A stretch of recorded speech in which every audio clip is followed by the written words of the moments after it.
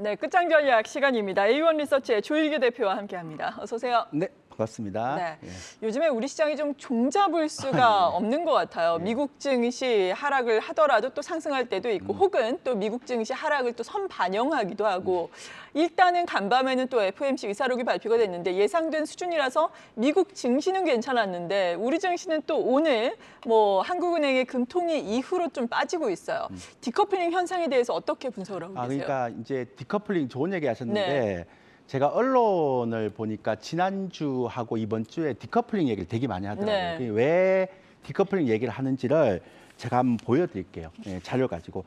근데 이게 이제 2022년도 나스닥하고 코스피를 비교해 보면 2002년도 나스닥이 떨어진 폭이 26.9%예요. 네, 올해 들어서. 네, 그리고 이제 코스피가 12.1%예요. 네. 그래서 나스닥은 이제 고평가가 해소됐고 코스피는 저평가에 진입했다. 잘 안 떨어진다. 네. 근데 요거는 이제 2022년도부터만 보면 요렇고, 그러니까 5월 달을 이렇게 한 달만 가지고 보면 네.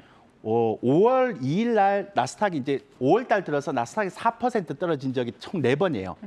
그러니까 4월 29일 날 떨어졌는데 그건 이제 다음 날 5월 2일 날 우리가 반영되니까 이제 5월 달을 묶고요. 그래서 4월 29일 날 4.17% 떨어졌고 5월 5일 날 4.99% 떨어졌고 5월 10일 날 4.29% 떨어졌고 5월 19일 날 4.73% 나스닥이 떨어졌어요. 네. 근데 그때마다 다음 날 우리 시장이 2% 이상 떨어진 적이 없어요. 그래갖고 그 모든 언론에서 그래서 이제 이게 디커플링이고 코스피는 저평가 들어갔고 나스닥은 고평가 해소됐다라고 얘기를 하더라고요. 네. 그래서 나스닥이 떨어져도 코스피는 이제 안 떨어질 수도 있다 이렇게 얘기하는데요. 저 천만 말씀입니다. 저는 이 디커플링은 나스닥이 만약에 여기서 한 번 더 떨어지면 굉장히 많이 깨진다고 봅니다. 아, 코스피가. 예, 그러니까 네. 지금 나스닥하고 코스피 디커플링이. 예. 그래서 이런 것들을 믿으면 안 되고요. 요건 제가 후반부에 다시 설명드릴게요. 예. 요까지만 얘기하고 어차피 국내 증시 얘기할 때 다시 얘기를 해야 되니까. 그다음에 어제 페드의 의사록이 나와서 뭐 0.50bp 두 번 한다. 그래서 뭐 안도 랠리로 올라갔다라고 얘기하는데요. 그것도 뭐 이상하지 않나요? 왜 이상한가 하면 이거에 대해서 지금 굉장히 많이 얘기를 많이 하고 있어요. 네. 그 어제 비레크만 같은 경우도 해치펀드 대단한 해치펀드 그 사람도 대놓고 얘기를 해요. 현재 수준의 금리 정책으로는 인플레이션을 통제할 수 없다. 뭐 이것만 못 잡을 것이다. 예, 예. 이렇게 해서 안 된다. 그러니까 6월이나 7월 달에 75pp라도 한번 내야 된다. 자이언트 스텝. 예, 그렇게 해야지 이렇게 되면 안 된다라는 얘기했고요. 벤 버냉키도 그런 얘기를 네, 하고 어떤 있고. 얘기했나요? 이 완전히 연준이 잘못 찍고 있다. 잘못된 방향으로 가고 있다. 네. 이렇게 하고 인플레이션 못 잡고 있다. 이렇게 얘기를 하거든요. 그리고 심지어는 요즘 세인트루이스 저기 샌프란시스코 연은 총재 조금 이제 완화됐지만 그래도 굉장히 빅스텝 해야 된다는 얘기를 많이 했고, 그럼 이 얘기는 무슨 얘기인가 하면 시장에서 연준의 형태에 신뢰를 안 하고 있다는 거잖아요. 그래서 지난번처럼 또 뭐 인플레이션 일시적이다라고 얘기를 할 수 있는 그런 네. 단계에서 또 뒤통수 맞는 경우가 생길 그렇죠. 수 있으니까. 작년에 완전 헛발질을 한 거죠. 그렇죠. 그러니까 그래서 5월 달에 FOMC 50bp 했을 때 시장이 올라갔다 떨어졌던 거 마찬가지죠. 그래서 6월 달에도 50bp 하면 안 된다라는 생각을 시장이 많이 하고 있는데 연준의 의사록에서 50bp 6월 7월 달도 50bp를 연준 의사들이 다 갖고 있다는 건 오히려 그게 위험하다라고 시장이 반응하고 있을 수도 있는 거죠. 그러니까 잠시 올라갔다 떨어질 수 있는 네. 겁니다.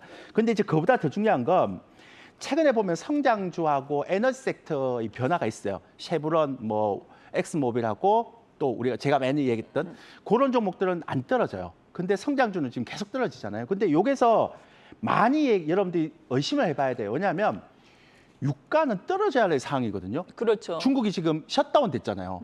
그 유가가 90불 후반까지 떨어졌다가 다시 100불 위로 올라가 버렸거든요. 네.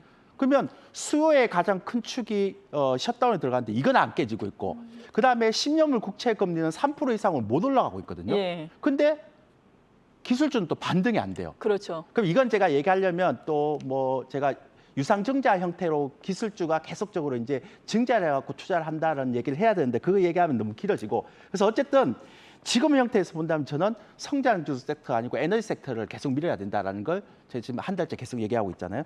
그다음에 중국의 경기 부양 효과가 되게 미비합니다. 그렇죠. 사실상 기준금리를 인하를 했잖아요. 예. 그 18일 날요. 리커창 총리가 이런 얘기했거든요. 18일 날 경제 안정을 위해 많은 일을 했지만 성과를 내기가 쉽지 않다 이런 얘기했거든요. 근데 어제 또 얘기했어요. 2020년보다 더 어렵다.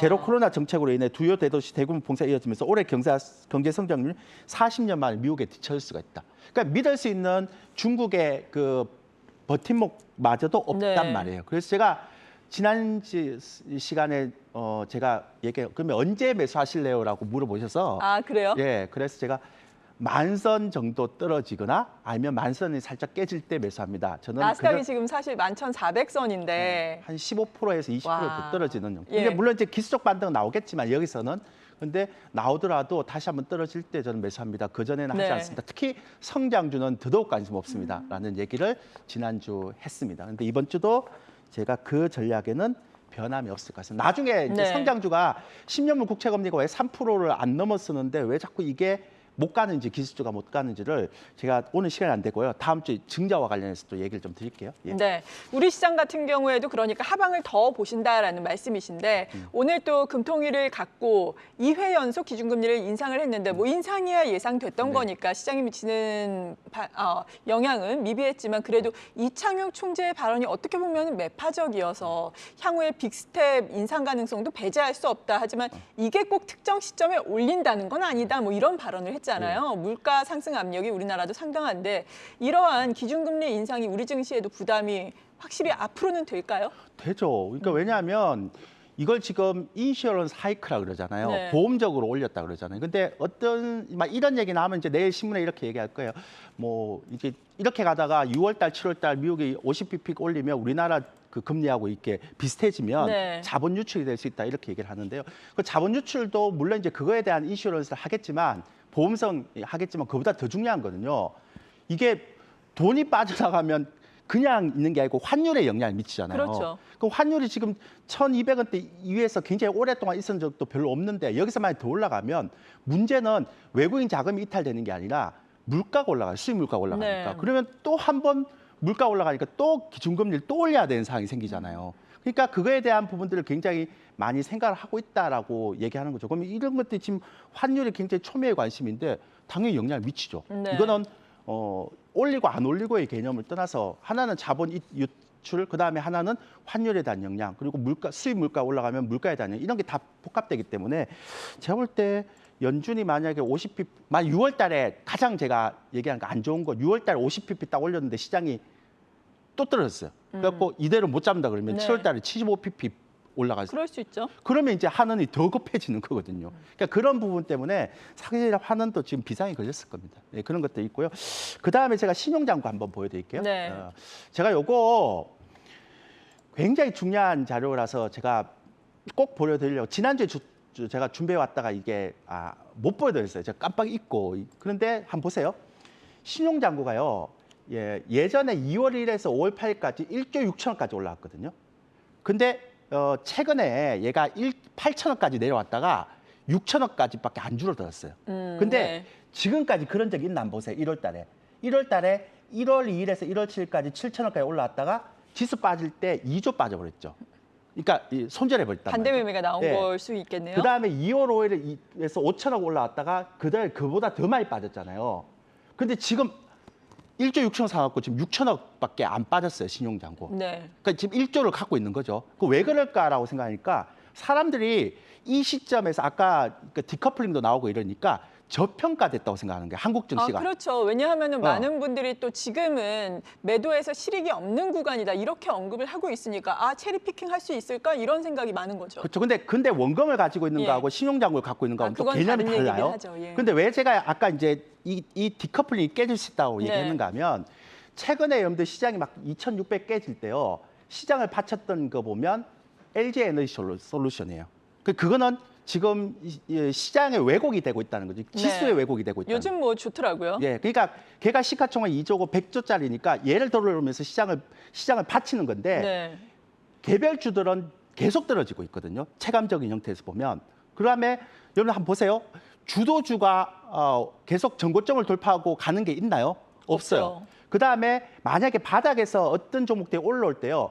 그러니까 일봉 말고 주봉이나 월봉을 기준으로 해서 거래량이 돌파되는 걸 다 찾아봤어요. 5월 달에. 근데 네. 코스피 200 중에서 대한전선 하나밖에 없어요. 그러니까 바닥에서 올라온 종목도 거래가 수반되지 않고 올라온다는 거죠. 즉 무슨 얘기인가 하면 저평가된 형태로만 이런 것들을 가다가 만약에 나스닥이 만선 가까이 또 한 번 더 한 15% 떨어지면 네. 그때는 이거 깨져버리거든요. 그러니까 여러분들이 저평가에 대한 부분, 그다음에 아까 말씀드렸지만 디커플링에 대한 걸 믿고 지금 지수대에서 신용잔고를 안 줄이고 있다 이러면 나중에 정말 큰일 납니다. 그래서 네. 제가 1월 달부터 시작해서 신용잔고의 개인들의 그러니까 형태가 좀 달라요. 이것도 굉장히 우려스러운 얘기입니다. 예전에는 올라왔다 확 빠져버리고 올라왔다 확 빠져버리는데 지금 안 빠지더라고요. 그러니까 믿는 구석이 있는 것 같아요. 자꾸 저평가다, 네, 디커플링이다 맞아요. 이렇게 얘기하니까. 그런데 신용잔고는 그렇게 하시면 안 됩니다. 그냥 나가버립니다. 그럼 두 번째, 이 금융투자에 대한 수급을 제가 계속 말씀드렸잖아요. 근데 이걸 가지고 한번 보여주세요. 이 PPT. 이것도 얘기를 좀 해야 돼요. 예. 금융투자에 대한 부분들을 얘기할 때 이게 인버스를 9천억 정도 매수를 해갖고 제가 이걸 계속 보여드렸잖아요. 이게 이상하다. 금융투자는 원래 맨 아래에 박스권 있네요, 해제하는 왼쪽에. 건데 왜 한 방향으로 얘기하냐 그러니까 어떤 분들이 이런 얘기하세요. 이게 LP 아니냐? 유동성 공급으로 들어온 건 어차피 발행하는 거니까 네. 개인들이 파는 거 이렇게 받아주는 형태의 유동성 공급으로 들어오니까 의미가 없다라고 얘기하는데 천만의 인버스를요? 말씀입니다. 왜냐하면 LP의 개념은 일단 인버스 2X ETF에서 LP는 그렇게 많이 들어오지는 못하지만 만약에 이게 LP라고 얘기했을 때는 조건이 있어야 됩니다. 그러니까 델타 해지를 해야 됩니다. 이게 네. 좀 어려운 얘기인데 델타 해지가 뭐냐면 만약에 인버스를 금융투자가 9천억을 샀는데 지수가 급등해 버리세요. 그럼 예. 저거 다 손해잖아요. 그렇죠. 그럼 거기에 대한 해지를 걸어줘야 된단 말이에요. 네. 그럼 다른 걸 해지를 걸어야 되는데 주식을 해지를 걸든지 아니면 똑같은 인버스 2X와 같은 레버리지 상품을 인버스를 걸어줘야 된다고. 그러니까 근데 뭐 해지를 걸어야 걸린 된다고. 게 없네요, 지금 보니까. 다 일방향으로 네. 거는 거예요. 네. 근데 금융투자라는 이 매수 주체가 이렇게 했던 데가 아니에요. 지금까지는 계속 단타를 치거나 박스권에서 해지를 하던 형태인데 최근에 옵션 포지션을 보거나 파생 포지션을 보면 금융투자가 제가 그래서 우리가 가끔 이런 얘기합니다. 호랑이 없는 굴에 네. 여우도 아닌 것이 아, 살쾡이가 여우짓 그러니까 예. 호랑이 짓을 한다고 그러면서 외국인 없는 쪽에서. 예. 그래서 이게 방향성 매매인데 얘가 하락 방향성을 배팅하고 있다는 거예요. 네. 그래서 누가 뭐 LP를 뭐 가서 유동성 공급을 하는 거 아니냐, 뭐 LP 역할을 하는 게 아니냐, 천만의 말씀입니다. 델타 해지 안 하고 있습니다. 그 얘기를 하고요. 그 다음에 제가 계속 얘기하는 글로벌 트렌드가 변화가 되고 있다 그러는데 에너지 패권 전쟁에 대한 얘기를 하고 있는데요. 네. 만약에 중국이 셧다운이 됐는데도 불구하고 유가가 이렇게까지 안 떨어진다는 건 나중에 어떤 돌발적인 상황이 들어왔을 때 유가는 한 번 더 롱 포지션으로 올라갈 수도 있죠. 그럼 이게 제가 충격이 올 수 있다는 거. 그러니까 네. 한국 코스피가 충격이 올 수 있는 건 딱 두 가지라고 생각해요. 유가가 한 번 더 위로 올라가거나 환율이 만약에 1,400, 1,500을 찍어버리면. 끔찍하네요. 그러면 이제 예. 디커플링이 다 깨지는 거예요. 그러니까 다시 한 번 얘기 드리지만 신용잔고 제발 좀 줄여주십시오. 제가 이거는 딴 건 모르겠는데요. 신용잔고는 줄여야 됩니다, 여러분들. 그리고 마지막으로 네. 주도주의 변화 가능성이 있는데요. 완전히 바뀔 것 같아요. 그래서 주도주를 친환경 재생에너지, 2차 전지 소재, 그다음에 인프라 관련주 이렇게 보는데요. 지금 사지 말고 네. 나중에 떨어지면. 그러니까 예. 제가 쭉 얘기했는데요. 뭐 이런 것들을 좀 관심 보세요. 왜냐하면 나중에 주도주 바뀔 것 같아요. 제가 볼 때는 성장도 안 될 것 같아요. 네, 그렇게 말씀드리겠습니다. 오늘 네. 시간이 좀 짧아서 다음 주에 또 얘기 드릴게요. 네, 일단 시장을 상당히 보수적으로 보고 계십니다. 신용 가지고 계신 분들은 좀 줄이자라고 말씀해 주시면서 저가 매수 시점도 늦출 필요가 있다라고 언급을 해 주셨습니다. A1 리서치의 조일규 대표였습니다. 고맙습니다.